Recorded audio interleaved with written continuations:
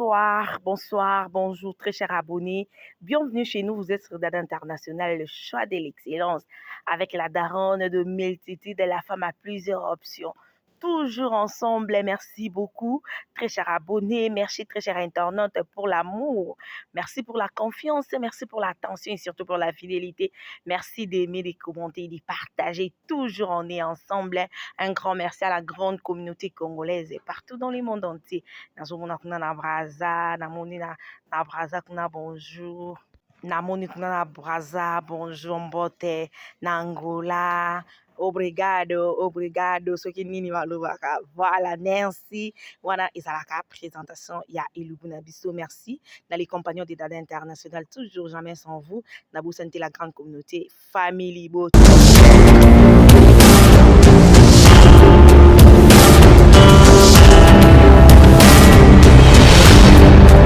Hello, Jambo, bonjour. Voilà, ezalaka présentation ya Elubuna Bisso. La grande communauté ya family bota toujours bonne année, meilleur V na ba amoureux pe ba amoureuse nyonso ya cuisine. Wana tozalaki na ba oignon, ndembi na biso, tozalaki na céleri, tozalaki na muscade na biso, chou, tozalaki na poulet na biso. En tout cas, lelo toza na recette mususu kolamba baye kolaka tozo meka toujours kolamba tozo meka toujours ko partager ba idée. En tout cas, merci na bino nyonso bozo portaka correction en privé bolingo ezala rande bongo muto balingaka bagangela ke en public te kolamba baye kolaka poivron msezana piment vert tozaki na aubergine ba oignon. En tout cas, ba biloko na biso ezalaka étape liboso pona kolakisa nini tosombaki nini tokozala nango besoin ai na biso pe ezalaki wana. En tout cas, tokomaki na étape o ba maman balingaka mingi nga pe nalingaka mingi to partager yango parce que eza na bayike ebele batalaka biso pe bazalaka mwa problème ya okata poulet mettons batalaka Dada International télévision basepelaka balobi awa toyekolaka nyonso. En tout cas, merci na biso nyonso, bonne année, meilleur V toti nzela molai o 2024 ezokende na suka biso baoyo tokufi te tobeli te tozwi likama te topesi nzambe merci. Bao pe baza na ba prison bao baza na bahôpitaux to continue toujours kosala nzambe confiance, to continue toujours kopesa ye ba toujours kosala ye confiance. Voilà, azanzambo asalaka toujours makamba malamu na ngunga malamu. Merci beaucoup, tozo continuer toujours na recette na biso tant tozo kata poulet en tout cas loko euté na moi congélateur zaki vraiment malili makasi mais lokola mwasi tozo bundana toujours to comme kozwa résultat ya malamu. Na occasion on en profiter na souhaiter joyeux anniversaire à Donna Boleli esika azali en direct du Canada. En tout cas, happy birthday mwana na ngai esika zali balobi le Canadien le plus frais. Voilà, tozo continuer toujours na kolamba. Joyeux anniversaire. Recette auto dédié yango na Donna Boleli. Voilà, joyeux anniversaire. Voilà, na batonyo so babotama na mois de décembre, na batonyo so babotama na janvier, février, mars, avril, mai, pourquoi pas mois de mai. Oui, ça rappelle moi na ngai. En tout cas, ba joyeux anniversaire. Mwana tango nazo sala poulet na biso. En tout cas, to bande ko katango ezaki matata ngabi nzambe na ngali kampu nini na bete la bino. Lisolo ezande ne lubu ona kutani na nzambe na lola. Seigneur Jésus, mon konzi Yesu nakutani na makambo na cuisine ya lelo naisa biso so tozape tokorate makambo nde eza awa ntango nasi sokata poulet na nga naye kosopa mai ya moto nazalaki na nga mpe na confiance ya courant na ngai etu nasopi mpe mai na ngai ya moto. Voilà, nasopi mai na ngai ya moto toujours tozalaka toujours na bizaleli ya kobomesano ya ko sokolaka biloko na biso ya ba vivre frais na mai ya moto boye mwa otiede na yo tie. En tout cas ezalaki mpenza ezwaki mpenza moto ntango nasokoli yango bien ezwi mai nango ya moto wana après nayaki kosala nini nalongoli yango tala ndenge ezalaka nalongoli mai na biso ya moto. En tout cas nasopaki mai wana ya moto fo siko kotia mai ya malili de façon ke tokende na étape mosusu. Voilà, kolamba baye kolaka toujours wana pe tant tobongisi tosopi mai tozobongisa toujours kolongola basalite. En tout cas pour les ezalaka na basalite nango tobongisi mpenza biloko na biso très bien. Là faut toujours kolambaka motema ya kokita moto azala na cuisine azala motema ya monene po eza déjà sacrifice osali de façon ki bato bazotala bino bato baza na programme kolia balia basepela makasi kolamba baye kolaka moto ayebi kolamba koleka bato nyonso aza te. Voilà, topesa na toujours ba idée yango biso pe toyaka na idée na biso so tomoni pe moto mosusu atali pa mama dada osalaki boye mpona nini basalaka boye nga mpe nazala nanga motu makasi te na nayokaka toujours baide bato babakisaka prochainement asala boye. En tout cas baremarque na basuggestion na bino esalaka vraiment bien makasi. Nzambe alula apambola bino abakisela biso ya ebele koleka. Voilà, poulet na nga ezalaki wana. Tant poulet na nga ekomi près dans la school yango très bien, tokomai na tape oyo ya kotia yango na réchaud na biso. Tant na tia yango na réchaud na finiki bien pe déjà na bongisi ba épices na nga tout na kati yango propre, parce que na présentation to mona na bongisa été ba aubergine et tout ba épices na nga nyonso na bongisaki. Voilà, na nga déjà pe na salaki piment vert na nga, muscade na nga ezalaki wana, céleri na ngai, ndembi na ngai. En tout cas ba épices na biso ba oignon na biso pe déjà to kataki yango kitoko, to sokolaki yango vraiment pepe kitoko makasi. En tout cas tala tellement biloko na biso ezalaki bien. To commence qu'on étape oyo ya kozwa ba épices na biso, nazwaki muscade na ngai et puis nazwaki ba quelques mbuma ai o nazaki nango besoin pona kotia na poulet na nga. Nayaki kofungola poulet na mona ke poulet na ngai komai nango pe kotoka ndambo. Voilà, tant na mona ke komi kotoka ndambo bandi ko changer pe couleur biso mo pe to moni ke bandi ko changer na jusqu'au muscade na ngai na rampe yango wana et tout na bongisi muscade na nga na tie muscade na nga. Après pe nayaki kozwa pe ai na ngai o na bongisaki nayaki kozwa siko ai na nga na bongisaki. Voilà, ba ai ezaki mwa pe bambuma ya kokoka par rapport ya quantité ya biloko na yo. Voilà, yango ezaki de poulet biso nyonso tomonaki na ebandeli kolamba bayekolaka. Moto aleki moto na kolamba azawa azalaka te o, biso nyonso topesandaka toujours baide. En tout cas na jusqu'o na tie mpenza ai na nga wana déjà poulet na biso totiaki déjà na moto ezo toka après naye kozwa ba épices nyonso oyo etikalaki ntango na sisi kosala ai na nga. En tout cas nasalaki mpenza ai vu que ezalaki biloko ya banini oyo sino te ezalaka zei makasi. Voilà, faut toujours kotiaka ba épices na yo ntango ezotoka na biloko esalaka goût ya bien. Naye kozwa poivron na nga na bongisaki déjà ba épices na nga déjà na kataki na bongisaki yango très bien. Là nazwaki poivron na ngai na tie na poulet na ngai naye kozwa ndembi na ngai na tie jusque là na tie na poulet na nga mai te. Voilà, biso nyonso totali tomoni ke na ebandeli na tie mpenza na nga vraiment kotokisa biloko na nga na mai te po na nga non parce que be épices pe ebimisaka mai. Tango otia mai omonaka mai eye kosala nini eye koleka. En tout cas na nga mpenza te yango na tiaki yango bongo nanu na tie céleri na tie matungulu na tie ai muscade na nga. En tout cas na tie ndembi na nga na bongisaki biloko na nga nyonso très bien. Là après naye kozwa marinade na ngai ndambu na tie po to kotika yango etuka bomoni pe na tie pe mungwa te. Après naye kozipa yango ntango na zipi yango na tika yango ezotoka naye kobongisa chou na ngai. En tout cas tozosala poulet totie na chou kolamba bayekolaka moto ayebi kolamba koleka mutu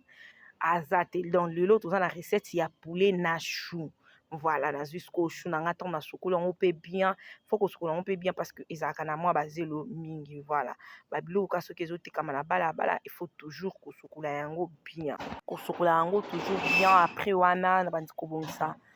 obongisi biloko na yo très bien. Tant tozobongisa boye en attendant kuna poulet na biso ebandaki déjà kotoka. Voilà, ntango ozotoka ozokata chou na yo nazoyemba nazobeta bino lisolo kala te na okota studio likambu na nazorepete nzembo na nga na oyemba na ntin mpona apesa biso goût boza ntango na okota studio boki mpenza nzembo na biso kala te ezoya. Voilà, c'est dada international la femme a plusieurs options nzambe nalola likambo oyo nzambe osinga kaka. Ntango nabongisi mpenza chou na ngai kitoko mpenza nakataki yango très bien. Là nayaki kozwa yango nyonso nasali mélange nasangisaki yango esika moko. Voilà, tala déjà déjà nakataki ezalaki déjà prêt.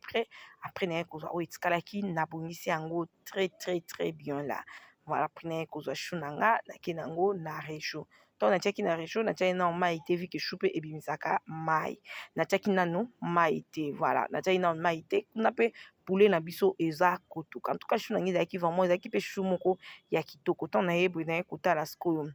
naye kotala poulet na nga ndenge ezotoka namoni ke poulet ezotoka ba épices na nga eza nano ya nini likolo. Naye kozwa yango sikoyo natie mai naye kotia mai parce que nga linga mpena poulet elemba potopoto te lokola cuisse mais elemba quand même. Après ntango naye kotala chou na nga namoni ke chou na nga mai wana ebimaki esili ebimisaki mai esili. Après naye kotia yango mai naye kotala pe poulet na ngai lisusu. Ntango natali poulet na ngai après naye kobalola yango vu que namonaki mai oyo natiaki esilaki namonaki deuxième mayo na basaki esilaki na baloli yango mpo namonaki baépice eza na likolo na balolaki yango très très bien là mpo na nyonso esanini esangana voilà esanganaki kitoko ekotaki na ndembi ekotaki na litungulu ekotaki na soso en tout cas il faut kobalola yango mpenza bien mpona kozwa résultat ya malamu en tout cas ntango naye kozwa poulet na ngai na zipi ntango na zipi naye kotala yango lisusu boye ngabi nzambe nanga poulet likambo nini naye kobakisa sikoyo mwa mai oyo nabakisaki ndambu nayebi keke toka ndambu epuis reste nango na kozala nango besoin voilà ntango na zipi boye naye kotala boye nzambe nalola nini courant ezosala te nzambe nini reche ezosala te naye kotya yango na makala modele etungisi nga mama botika courant compliqué nga mbula ezobeta ale koto oyo makala epoli natindi baso ba deuxième makala epoli na wumeli na kuzi kanda me nazali na shote ta moto ndenge epela moto ezopela lokwa ya osenga nzambe nalola ntango natali kabenga en tout cas poulet na nga déjà ezalaki presque prêt ebelaki nango mpe etu après tokoma une étape oyo ya kokalinga ta mafuta ndenge etu nazopopola moto popola en tout cas kolamba oyo so oza na motema te okolamba te en tout cas ntango naye namoniki mafuta na nga mpe ezwaki nango moto tokomaki na étape oyo tolingaka mpe mingi eza étape ya kokalinga poulet na biso etu tokomaya déjà kokende mpe na mwa lusuka ya émission na biso parce que tokomaya déjà recette na biso bende déjà kokende awa mpe naye kotia ntango natie poisson nini naye kotia poulet na nga kuna après naye kotala nini chou na nga chou mpe esenga elemba voilà chou mpe esenga elemba namonaki mai oyo natiaki ezalaki c'est bon après naye kosala nini naye kokitisa yango voilà naye kotala boye makala oyo ya kindoki to nini natindi bachange deuxième makala naye oloba te natia sikoyo na région mpo ntango nakitisa chou namonaki région ezwi mwa moto epelai mwa bien naye sikoyo kozongisa yango na région naye sikoyo en attendant ntango nazongisi na région naye kozwa sikoyo naye kozwa chou na ngai na banzi osokola yango mpo nga mpenza solo ya chou nalingaka te même sucre nango nalingaka te solo ya chou loba na pondu nde totutaka me kaka boye na olia nakokaka na ngai te nde naye kobongisa kikalungu na ngai mpe bien naye kozwa sikoyo mafuta nabongisaki parce que chou na ngai deya natokisi elembi après naye kotia yango na mai nasokolaki yango mpe bien bepisi na biso mpe oyo tobongisaki totikali yango mpona bachou na biso legene na biso ezalaki prepre nani ai nange ezalaki wana matungulu na ngai etu bepisi nyonso ezalaki pre toyaki koleka na etape ekomaki ya kokalinga natiaki mpenza nakalingi natie ndembi na nga bamatungulu etu nazwaki mwa ai na nga mpe nabongisaki déjà natiaki yango na bandai déjà kobalula yango très bien natie mpe poivron na nga en tout cas ezalaki vraiment recette moko kitoko makasi mais na wumelaki na cuisine je vous dis impossible motema esuki opelisi moto ebokopela opelisi moto ebokopela otindi baso mboyo makala basombeli oyo su makala ya mai lisusu na change makala 2 fois ngabi nzambe nalola nini lelo na cuisine motema esuka me nazali na choix te fallait toujours nasisa kolamba voilà nde nakomaki kaka na matisi na réchaud nazongisi na makala so namoni makala na moto esali makasi nazongisi donc nayeso bino courant ezalaki mpena faible yaka suka obalula soso mpe bokobalula tala ngai na kobundana nabi lelo nini en tout cas courant vraiment etungisaki nga makasi voilà mais nazalaki na choix te fallait toujours na continuer cuisine na ngai epuis naboya na nga kosalela mafuta mingi vike soso soko otokisi yango ebimisaka mafuta nga mpe naboyaki na nga kotia yango vraiment bamafuta ebele voilà tomonai ndenge poulet na biso bandeke kokalingama après nazwaki mwa bamafuta na oyo ebimaka na poulet ntango ozotokisa na tiaki après ape naye kotala bandembi na ngai etu ebandaki kobela déjà bien nazwi tomate na ngai ya mbuma oyo nabongisaki natie yango voilà na bandi osala mélange ya sauce na ngai etu ya baépice na nga nyonso voilà wana kuna mpe poulet na biso eza toujours na moto nazotia batomate yango en tout cas nazalaki fan mpe ya tomate yango ezalaki bien natie mpe baaubergine na nga en tout cas esalaki vraiment bien makasi tolamba recette oyo eza recette moko eza vraiment bien eza nango facile eza recette moko boye mpe ezozwala yango temps ebele te donc soki ezalaki kutu courant te mais dala sisa nanga kala mais vu que courant edérangeaki bamakala mpe dérangeaki nga esalaki nga bien te lokwa nango kati nga bépice nanga natiaki vraiment huile ebele te naboyaki vu que sauce wana nazali nango besoin nayaki kotiango mwa mai etu apres nayaki kotala namonaki poulet nanga ekomi kobela nakomi kolonga bamorceau poulet yango olongolaki kalungu eboyinga bizela nakolakisa bino nde balongola poulet nalongoli mpe poulet nanga nyonso oyo ezalaki na ya kokalinga etu natie yango na kikalungu très bien là natie yango na kikalungu na nzungu na biso oyo tozalaki nango besoin biso mo ntango tozotala tomonaki poulet ebimisa ye mafuta c'est l'une des raisons oyo naboyaki nanga kotia nanga bamafuta mingi na kikalungu mpo nayebaki poulet ekeya koleka mafuta voilà faut toujours kolandelaka cuisine de façon que ezala te ke biloko ebimi bien mais mafuta eleki biloko ebimi bien mais mungu eleki en tout cas côté wana je fais un effort ya koveiller sur cuisine na ngai voilà allez natiki yango ntango naye kotala nini na ngai sauce na nga ape namonaki sauce na nga ekomaki kobela natala boye reche ezopela esu te makala mpepe nakitisi na makala nakitisi na makala ngabi allez namoni na makala ebandi otuka wana da na popoli makala namoni ke makala ebandi otuka allez bépice na nga yango wana ebeli échanger couleur ebeli namoni pe aubergine na nga elembi nazalaki nango vraiment besoin elemba en tout cas bépice na nga esangani nyonso esangani ekomaki kitoko makasi vraiment ekomaki na étape oyo il fallait toleka na étape ya kotia sikoyo chou na biso après chou na biso pe déjà ezalaki prêt vu que déjà natokisaki yango nabomisaki yango alinaki kozwa chou nasangisi yango na baépice na ngai ntango nasangisi yango na baépice kuna poulet na biso eza kaka kuna na moto voilà nasangisi yango na matungulu na ndembi na ai nasali muscade te na baépice na baépice natia muscade ndembi na nga matungulu en tout cas biloko na nga nyonso ezalaki oyo nabongisaki natiaki na bandi siko kosangisa yango chou ekota na épice ekota na chou aubergine ekota na chou ekota na ndembi ekota na ai en tout cas na bandeki kobalola yango parce que il faut kokalinga yango mpo elemba kitoko makasi merci pour na attention merci pour na fidélité merci pour na amour au bino bozolakisa en tout cas communauté congolaise toujours de cœur avec vous ape poulet na ngai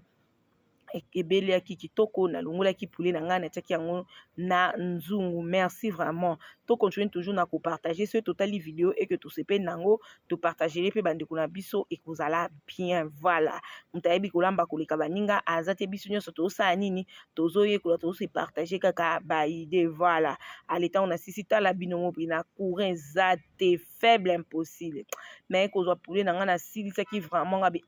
mais ero déjà nasisi ekolamba oyo likambo nini yango nzambe na ngai mais na choix te foka na sisa mama na sisa kolamba emwele ya nourriture c'est une histoire d'amour eloko balingaka mingi banégligea te voilà natika yango wana mpe naye kolandela chou na nga ta ndenge esanganaki en tout cas esalaki kitoko mpenza naye kozwa mwa marinade ndambu mpe natiaki na chou na biso voilà mpo epesaka mwa feeling moko ya bien epesa goût moko ya kitoko en tout cas ezalaki vraiment kitoko okolia nango mpe yango boye tout mais ngai recette nga ezalaki ya kosuka boye te yango bomoni tozocontinue en tout cas ezalaka bien chou mpe ezalaka nango bien tala biloko nanga ndenge etoki tala ndenge ebeli kitoko elembi donc nde eza okokata sulu moke te ntango namoni ke makala moto eza bien ngai nzambe pardon namatisa nanga nde oyo na makala naye komatisa yango